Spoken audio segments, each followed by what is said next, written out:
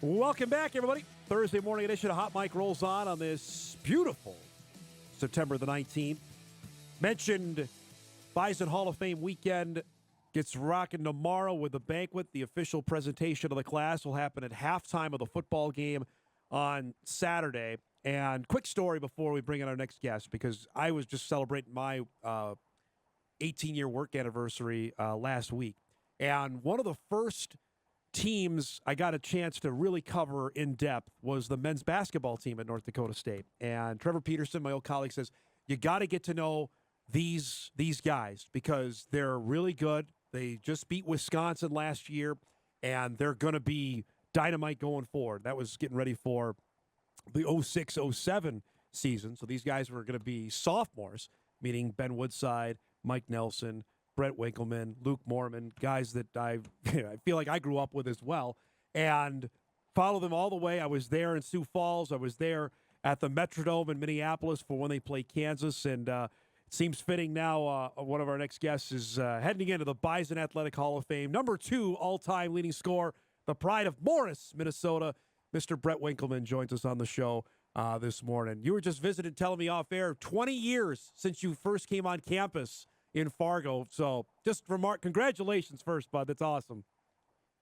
Thanks. Yeah, I'm glad you guys haven't forgotten about me yet. And I like how they make you wait 15 years because it's like if it was right after we graduated, it'd just be a continuation. But now we get to move on in life and now come back. Everybody's going to come back in town and reminisce on, the great run that we had. So Coach Richmond was in studio yesterday. He said he got to make the call. So tell me what it was like to get the call on this. Yeah, it was fun. Ben and I have gone through a lot. We actually played AAU when we were 16 years old, Man. and yeah, the stats are there. So you kind of figured at some point this might come. Our team, we're thinking, whether it's a team first or us first. We love the guys that we played with, Oh. and we had a pretty special run. So great experience. Ben's in town, and Dave and us all got together, so it was good. The emotion, what came through your mind when you hung up the phone? Like, holy cow, this is the highest honor you can get as an athlete. Yeah, I mean, gratitude. That's always been my thing. My wife tells me a heart of gratitude ensures a life filled with joy, and I really try to be grateful because I didn't do this alone, right? My parents, everything they gave me, give me this opportunity to succeed. The teammates around me, the NDSU, the community, it's unreal. So I didn't do it alone, but yeah, it's pretty special. My mom was inducted into the Hall of Fame, and so continuing on kind of that legacy, I'm just honored. That's impressive in its own right. Can give us for some that don't know, Brett, the recruiting pitch when Coach Miles came to your house and getting you to Fargo. Can you tell us that story? Now you're really stretching my memory. So yeah, I signed late. Ben signed early, and he and I, like I said, played AAU. So he was talking to me, why wouldn't you come play with us? And there's a lot of uncertainty around NDSU. There's no conference, and we didn't really know what was going to happen. So we had to take a little bit of a leap of faith. But honestly, it was. I woke up one morning, I went upstairs, I told my parents, I'm like, it just feels right. It just feels like home. Fargo is the community. It just felt where I needed to be, and it was more of a feeling than anything. You were also trying to pick between football and basketball, right? So basketball's always been my love. I always knew I'd play basketball. In fact, my senior year, I didn't want to get injured in football, so I didn't go out for football. And then my high school football coach came and talked to me. He's like, "No, you have to play." So I actually had a little bit of a breakout season, over 1,000 yards receiving, and I played both ways. I played free safety, and I actually kicked too. So small town, you kind of have to do it all. But no, NDSU came, and the Gophers came, and at the end of the day, I said basketball was my thing, and I was deciding between a few schools and maybe waiting for that big, Division I mid-major type nod. But at the end of the day, NDSU was where I needed to be and where I wanted to be. To go in with Mike, Luke, and Ben, knowing full well, okay, that they're making the transition. We're going to redshirt, sit out a whole year, hoping for that one NCAA chance. Just that redshirt year. How difficult was that to have to sit and not play? Not that difficult, to be honest. That first year it was half Division two, half Division one schedule, no Yep. conference, and so we kind of wanted the dust to settle a little bit so that we could have more eligibility when things were established. So no, it wasn't. Plus, I weighed 180 pounds at 6'6", so I needed to put on a little bit of weight. Because honestly, in high school, you think you're the stud. Well, you are kind of in the area, and then you come to the next level, and it's a little bit eye opening. It's not like you can just walk in and do what you used to do. You have to, you know, be one step quicker, a little bit higher. Get into the rim a little bit faster. So that first year, I gained 20 pounds of muscle, Wow. and all of us did. But yeah, the recruiting class, having Mr. Basketball Wisconsin, Mr. Basketball North Dakota, and Mike Nelson and Luke Mormon, and then obviously Ben, I knew he was capable because we played together. It was just a special recruiting class, and I couldn't pass that up. Brett, we're watching a little bit of video of the game at Wisconsin, your redshirt freshman year. Tell me of what went through your mind in that game. You guys are playing right with them, and then eventually you end up beating them. What was that experience like as a redshirt freshman? Yeah, I was a teenager, Dom, when we played. So just a bunch of confident kids going in there, and honestly, that was the first time we showed the nation that NDCU can play basketball. Yeah. And obviously, nothing to lose. That sounds cliche, but we were confident because we knew we had that redshirt year behind us, and we just came in without a worry in the world. And our game plan was kind of make it tough, make it raw, and maybe that was the first big school we played, so maybe they overlooked us. But yeah, that was the first time where we said, we have something special going here, and we built on it every year. When did it sink in what you had done? It's I don't know. There's a story. The On the way back, we bussed to Wisconsin, Yep. and we didn't have charter planes back then. But we stopped in Minneapolis, and they gave us a standing ovation. All the Gopher fans gave us a standing ovation, and so That's awesome. and that's when we knew that we were kind of national news, Yeah. and we had something special. The following year, that was my first year in town, was Kansas State and Bob Huggins here at the BSA. It was electric. It was such a great night, and the game obviously came right down to the wire. That alone, Winks, was that was an unbelievable. You had unbelievable crowds. That one was one of the top ones of playing in front of those guys. Yeah, the old BSA, that was kind of a recruiting technique. It's like, yeah, we're going to get a new arena. And we knew that it was going to be after we left. And I'm glad they have it now. But it was kind of fun. It was that old school wooden Yes. bench type, just pack in, get as many butts in the seats as you can. And those environments when it's, so close to the court, and we weren't able to bring in that many big schools. So when we were able to get Kansas State in, that was the first time where we were kind of in control of that big, atmosphere. Yeah, that's a special moment. That was on TV too, I believe. It was. And I watched it with my kids. I think I found a YouTube video. I have to remind them that I was good because my fourth grader just beat me in horse for the first time out on a driveway. So maybe being inducted into the Hall of Fame. Hey. Well, You know what? I'll send you the clips we're playing. You can show your kids, man, because you could ball. I'd appreciate that. There's no doubt about it. You obviously followed the Wisconsin win with the Marquette win. At that point, I mean, you're not sneaking up on anyone anymore. How much did it change after you guys beat Marquette? Yeah, honestly, everybody took us serious. I think they knew what we were capable of. I think Marquette was 8th in the country, Yeah. but again, we we still had nothing to lose. You go into that game and you just play, and it was kind of getting back to your roots of just the love of the game and just going out there with guys that you respect and trust and just play. And yeah, like I said, every year there's no sneaking up on people, but every year we built in our confidence, and that kind of was our theme. We lost some, we were talking about all the good games, but there were some close games that we ended up losing that people kind of overlook. And through those losses is kind of when we built that confidence as a team and say we're better than this, and we are capable of beating everyone. What did it mean to finally get in the league, and what the Summit League meant, especially for players like you and Ben? Like, okay, now this is the kind of the talent we're going up against. George Hill came here when you guys were playing.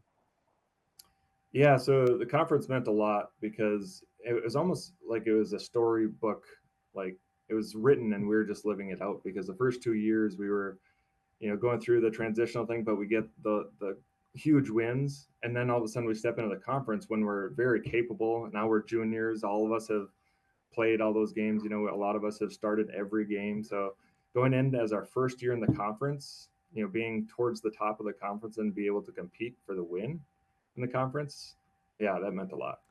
I know it's 15 years since the Summit League shot that Ben hit. Do people still ask you about it to this day? They still ask you about the Summit League tournament or the Kansas game at the Dome?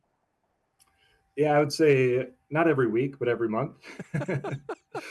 Yeah, it's fun because obviously the community is still behind us, so you know people still stop me and talk to me about it, and yeah, it's some of those things, especially now, kind of with the Hall of Fame, everybody coming back. We're going to talk about it more, but yeah, that's something that is never going to be lost on people's memory, and I think you know showing the next generation, you know, like I mentioned, my kids, it's yeah. I don't think I've ever asked you this. Where were you on the floor when Ben took the shot against Oakland? I was wide open. I said, "Give me the ball, Ben." No, I so I was on the wing and I knew what we were going to run because Luke was setting up for the screen and we run that late game situation when we don't call a timeout that and so I get on the right wing and so Ben comes off the screen and if my guy doubles on him, you know, I'm open for the look, but he pulled into that pull up jumper so then I crashed the rebound and I was expecting to come off the front rim. I was going to take the ball and you know dunk it, but hey, I'll let him have the glory that time. And then they get a chance to win the game. It misses, and then mayhem. Did you get bum rush there? Where were you on the court when everybody started rushing the floor? Yeah, stepping back to that last shot that they missed, you know, it was kind of like people. That's another thing that people overlooked a little bit. That almost went in. I double teamed. I forget their point guard's name that took that deep three, but like I Jonathan double Jones, I teamed. believe. Yeah, I put a hand up and I turn around and look. It was dead on, and it was going right. And I'm like, no way. Like this isn't how the story ends. You know, I said the story's been written. We're just Yeah. living it out. It's like this isn't how it ends. And it hit the back rim and came off, and then you turn around and then everybody rushes the floor and obviously that's just another moment that we'll never forget. I know you are not the you don't love talking about this or doing lots of public appearances. Are you nervous about tomorrow? Excited about your speech? What's your emotions about this for tomorrow? Yeah, you know, when I first got inducted, I'm like, thanks, that's a great honor, just put my name in the book, let's move on. You know, but you know, my wife actually helps me with this. It's like, you know, this is a good moment to get up and really speak from the heart what it means to be part of the bison community, what it means to be, you know, play with those guys. And so I'm actually kind of excited now. At the beginning, you know, it's not like my thing, but no, now I'm looking forward to it. And a lot of people have come around me since then and are excited for me. And it's a special moment. That's So I awesome. want to embrace it and be in the moment. Brett Winkelman join us. A couple more minutes left. Your former coaches are going to be here, both Tim Miles and Saul Phillips. What's that mean to you? Yeah, like it's you know it's the brotherhood, it's the bison brotherhood that we have established every year throughout, and just because we transition coaches, all the coaches that we've played with, and even Richmond now, he wasn't our head coach, but you know we're all very tight, and we all get text messages, and we all have you know funny messages with videos we send each other occasionally. So yeah, it means a lot. I was talking with Dave about this yesterday, Brett, that off his 2019 team, there are 7 Bison playing professionally overseas. You did that, but 7 off of one team is remarkable. What does that mean about what Bison basketball is doing right now? Yeah, you know, I mentioned I'm proud that we were the trailblazers of the Division One era, right? We came in with a lot of uncertainty, but we established early on that NDSU can play basketball, and we were the foundation. I feel like, you know, I'm self-acclaiming that a little bit, but it's every year after that. I feel like it's amazing. Every few years we make a run in the tournament, and it's special to watch that we're just building on it every year. So yeah, I'm proud I that got we it. I got it. we were at the beginning. No doubt. I got to ask this before you go because your athletic achievements are not done. You're in doing triathlons now. How did this come about?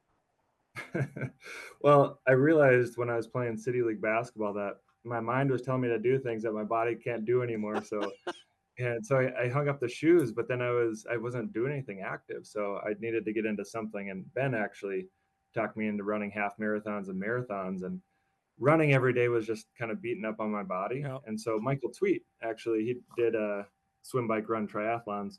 And so I built up. I did an Ironman, because I wanted to do something epic, and qualified for the World Championships for the Ironman 70.3 in New Zealand Holy later this cow. year.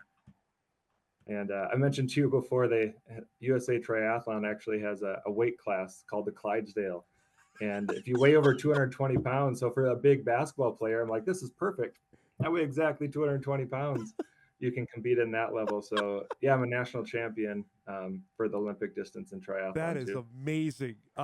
Which do you like the least, the running, the biking, or the swimming? So the running, I'm still trying to figure out. And so the biking, I'm actually, I had a race this past weekend, and there were some professional triathletes there, and I was beating quite a few of the triathletes on the bike.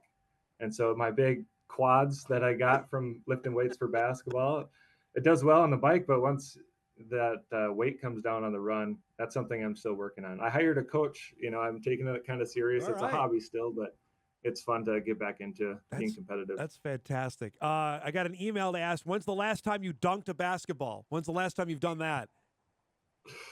Oh man, I actually was just thinking the other day when I was playing. Well, yesterday, my son was at a basketball camp, and I looked at the rim. I was like, I could do it right now, no problem. But I didn't try because I didn't want.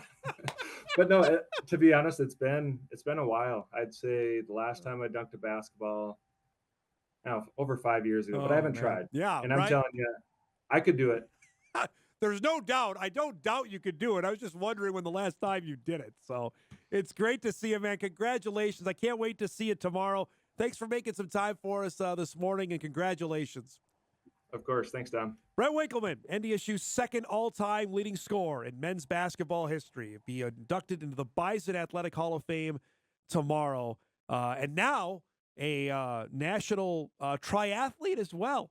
The man was an athletic freak. Can we just say that? I mean, you saw his highlight reel, and that was just a small snippet of what he did.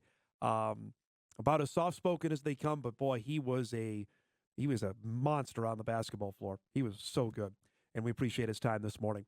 We're overdue for a break. We'll take one here. We'll wrap up hour one. Big second hour on tap, including our stone-cold lock picks for Week 3 of the NFL season. Back on Hot Mic right after this.